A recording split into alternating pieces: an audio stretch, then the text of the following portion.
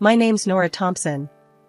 Tonight, like most nights since arriving in Monte Carlo, I found myself sitting alone at a small cafe on the edge of the bustling casino square. It's a far cry from the luxurious life I was born into, but after graduating from a fancy college stateside, all I wanted was a simple break. My dad, he owns half the globe it seems, from hotels to tech firms. I use my mom's last name, though, to keep things real, to keep the vultures at bay. The night was cooling off when he walked in.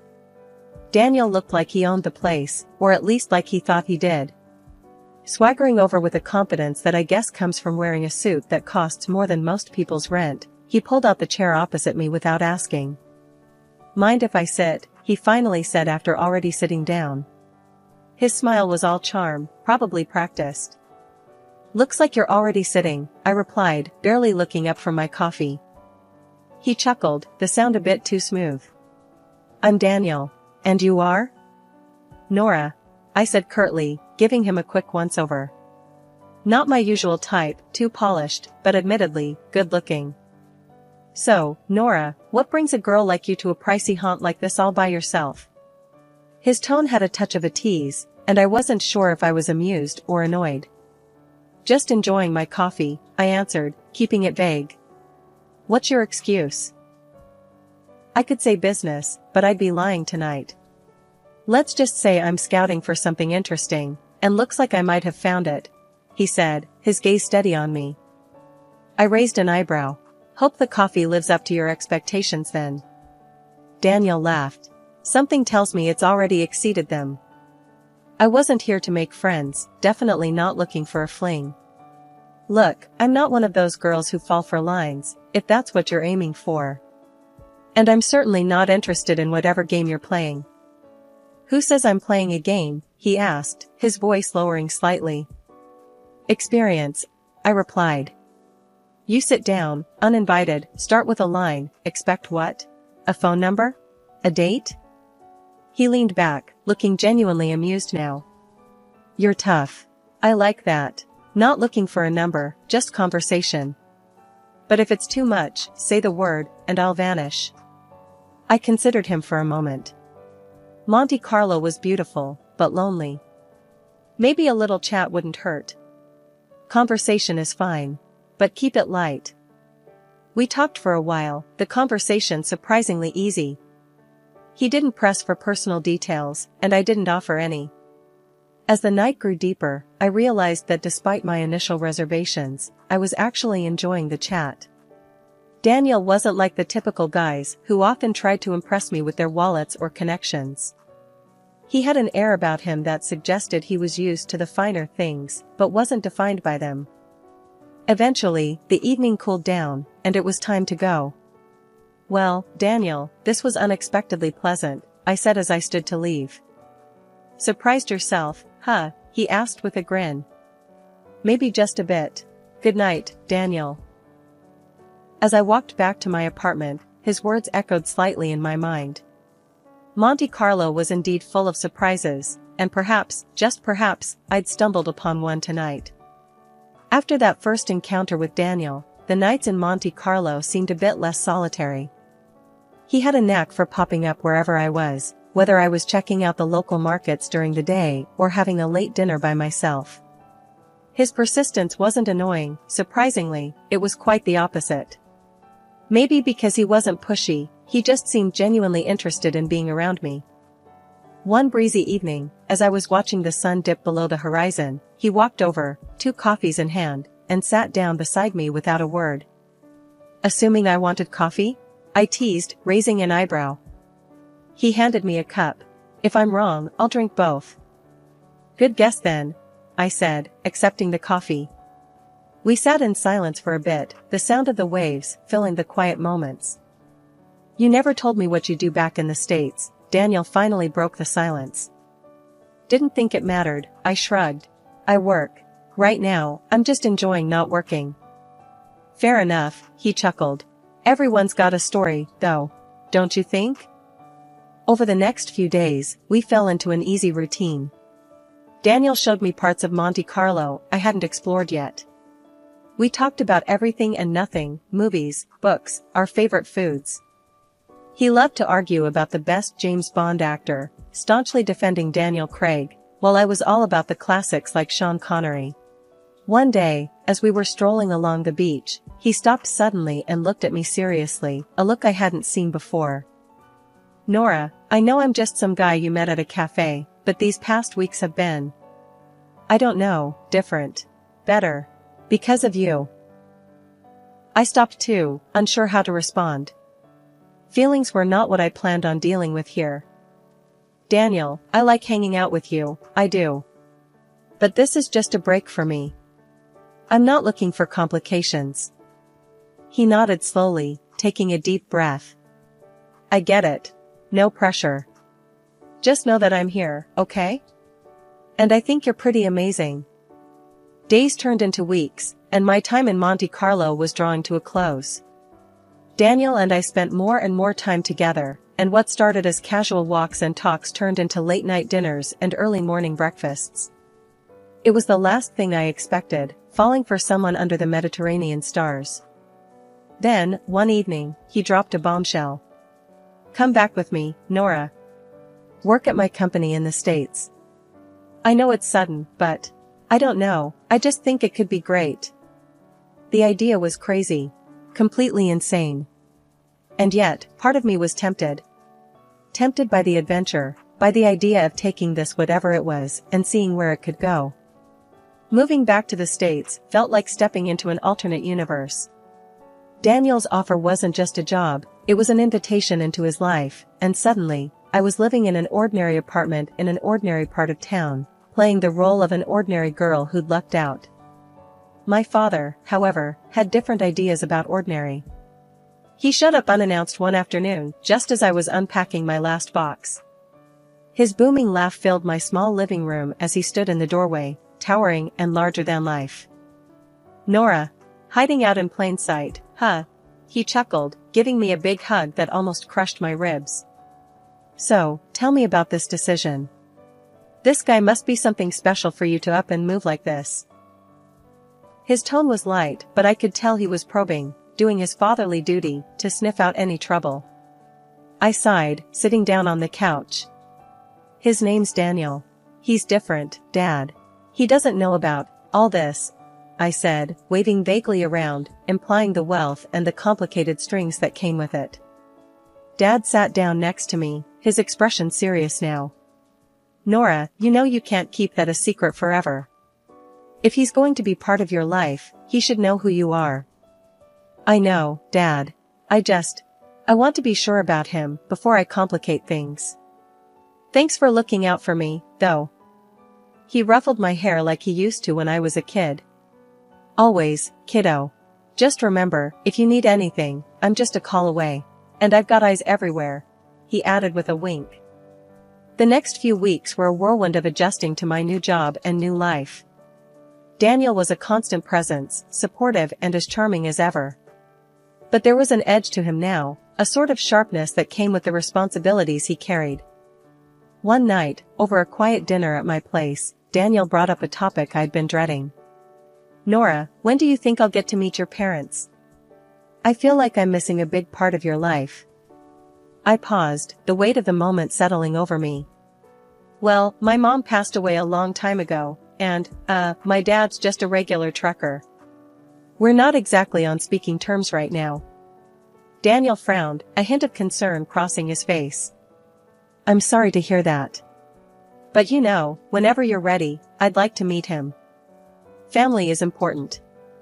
I nodded, appreciating his sentiment but knowing full well the reality of my father's world, a world I wasn't ready to introduce Daniel to just yet. Life with Daniel moved at a pace I never expected. We were already blending our lives together, my job at his company was going great, and we were getting deeper into our relationship. I guess it all seemed like we were gearing up for something big, but I was still taken aback when that big moment actually happened. It was a normal evening. We were at his place, a cozy, upscale apartment with views of the city skyline. We'd just finished dinner, nothing fancy, just some takeout, because neither of us felt like cooking. We were sitting on the couch, a documentary about ocean life playing in the background, the kind you watch but don't really watch. Daniel turned to me, his expression more serious than the situation called for. He took my hand, and suddenly, I felt my heart start to race. "Nora, I've been thinking about us, about everything we've been through, and everything I want for us in the future." I nodded, my mouth suddenly dry. "Yeah? I love you, Nora. I love everything about you, and I don't want to imagine my life without you." He paused, and I could see him swallow hard, like he was nervous. "That made two of us. I want to be with you, always. Will you marry me?" Just like that. No getting down on one knee, no ring box being opened. It was straightforward, genuine, and so very Daniel. "Yes," I said, the word coming out in a rush, almost a relief. "Yes, I will." He grinned, that wide, infectious grin that had won me over from day one, and hugged me tight. We spent the rest of the evening talking about our future, what we wanted, where we saw ourselves. It was exciting and a bit daunting, but it felt right. The next challenge came when I told my dad. I expected him to be happy, but his response was lukewarm at best. "Nora, you know I want nothing but your happiness, but are you sure about this? It's all happening so fast," he said, his voice heavy with concern. "I'm sure, Dad. He's a great guy. You'll see." I tried to sound more confident than I felt. He sighed. "All right, but promise me you'll sign a prenup. Just to be safe."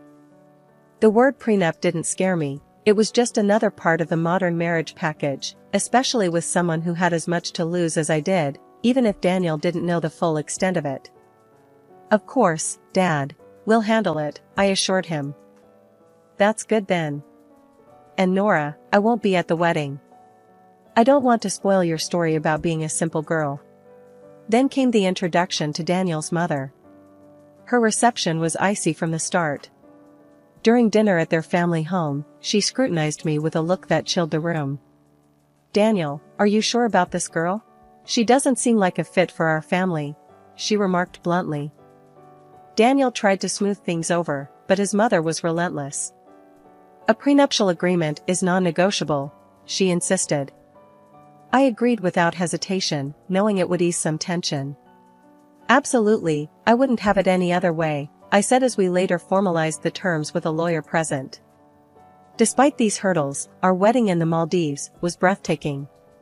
Standing beside Daniel, with the ocean whispering behind us and the sand beneath our feet, I felt a surge of hope.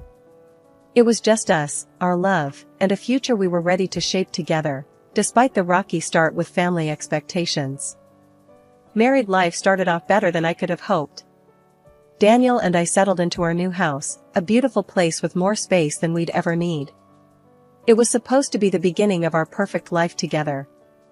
I threw myself back into work, determined to prove that I was more than just the boss's wife. My role at the company had always been challenging, but now there was an added layer of expectations. I was not only managing projects, but was also part of key decision-making processes. Daniel seemed proud, at least initially. He would introduce me in meetings with a hint of pride in his voice. "This is Nora, my wife and our project lead." However, as the months rolled on and the projects under my lead turned successful, bringing in significant profits and boosting the company's profile, something in Daniel shifted. It was subtle at first. A comment here, a slight remark there. One evening, as we sat down for dinner, he brought it up. "Nora, you're doing great at work." "Too great, maybe." I looked up from my plate, puzzled. "What do you mean, too great? Isn't that good for the company?" "It is," he admitted, pushing his food around on his plate. "But, you know, the guys are starting to say it's turning into Nora's show over there." His words stung a little. "Isn't that a bit unfair? I thought you'd be happy that we're doing well." "I am happy, but it's a lot, you know? Everyone's always talking about you, about how you handle things. Makes me wonder where I stand." That conversation was the first of many. As the business grew, so did the strain between us. Daniel's once supportive demeanor was now tinged with resentment. I couldn't understand it. Wasn't he the one who had encouraged me to step up in the first place? Things got worse when his mother came to stay with us for a few weeks. Her presence in the house brought an old-world, traditional attitude that I had always managed to avoid. She would make offhand comments about my work, about how a wife should be more present at home. "You're always at the office, Nora. When do you have time to take care of your husband?" she would say. I tried to shrug it off, to keep the peace, but her words only deepened the growing rift between Daniel and me. It seemed no amount of success at work could compensate for what was slowly unraveling at home. The more I achieved, the more our marriage suffered. One evening, Daniel came home from work, his face set in a grim line. "Nora, I think it's best if you leave the company. We need to focus on our family, and it seems like your role there it's just causing too much tension." "Leave the company? But why? I've been contributing so much." My voice was a mix of disbelief and anger. "It's for the best. You can focus on the house, maybe start that garden you've always talked about?" His tone was dismissive, as if he was deciding on something trivial, not my career. The next day, I found out he had let go of all our house staff, housekeepers, cooks, gardeners. It was all on me now. "You wanted to be more involved at home, here's your chance," he said, almost coldly. I wasn't scared of housework, but the way this was thrown at me felt wrong. This wasn't the loving, caring man I married, this was someone else, someone very intolerant and controlling. His mother, staying with us at the time, seemed to relish the situation. "It's good for a wife to focus on her home," she would say, smirking slightly whenever Daniel talked about my new role as a full-time housewife. As I adjusted to this unexpected turn in my life, I couldn't help but feel ashamed. Ashamed that I hadn't seen this coming, ashamed to admit to my father that maybe he was right about Daniel. When Daniel suggested a trip to Monte Carlo, to maybe light up what was left of our spark, I was hesitant but hopeful. That hope died quickly when his mother announced she'd join us. "It's been ages since I've traveled," she declared loudly, as if it were a decree that couldn't be opposed. Daniel, of course, welcomed her with open arms, not once considering what I might think. We rented a small house in Monte Carlo, which was charming but costly, and it quickly became my prison rather than a retreat. From the start, Daniel and his mother treated the city as their playground. They rented luxurious cars, visited exclusive boutiques, and dined at the finest restaurants, while I was left to manage the household. They demanded home-cooked meals, turning me into nothing more than a servant in a holiday home, cooking and cleaning after them as they gallivanted around the city. As days passed, Daniel's mother digs grew sharper, her tone more venomous. "Really, Nora, living at someone else's expense must be quite the life, huh?" she'd sneer, her words a slap disguised in a smirk. Daniel never defended me. Instead, he laughed. His laughter was a betrayal each time, echoing around the cold walls of our temporary home. I felt isolated, the city's sparkle muted by the shadow of their disdain. One evening, we passed a grand old-style hotel, its facade a reminder of a world of elegance and respect. Daniel's mother, her voice dripping with envy, remarked, "Lucky billionaire Harris. Imagine owning such a hotel, ruling over a palace like that." That night, at a restaurant overlooking the sea, the last vestige of my patience crumbled. As we sat down, she waved the waiter over with an imperious flick of her wrist. "For Nora, the cheapest dish will do. No need to spoil her with extravagances she doesn't deserve," she declared loudly enough for nearby tables to hear. Daniel's response was a chuckle, his agreement coming not just from his mouth, but from the dismissive flip of his hand. "Good call, Mom. Let's not go overboard." Humiliation washed over me like the waves crashing on the rocks below us. Rising from my chair, the clatter of my seat echoing my turmoil, I faced them both, my voice steady, louder than I intended. "I will not tolerate this any longer," I declared, my hands trembling, but my resolve firm. "I am divorcing you, Daniel." The cold air of Monte Carlo was nothing compared to the chill of betrayal as I walked away from the restaurant. Daniel and his mother, rather than coming to apologize, followed me out with insults. As I quickened my pace, my mother-in-law's voice rang out sharp and clear. Just look at her, a beggar, unworthy of my son. My heart raced, but before I could get far, Daniel caught up and grabbed my purse from my shoulder, his fingers clenching it tightly. This is my money, Nora. Go on, get out on all fours if you have to.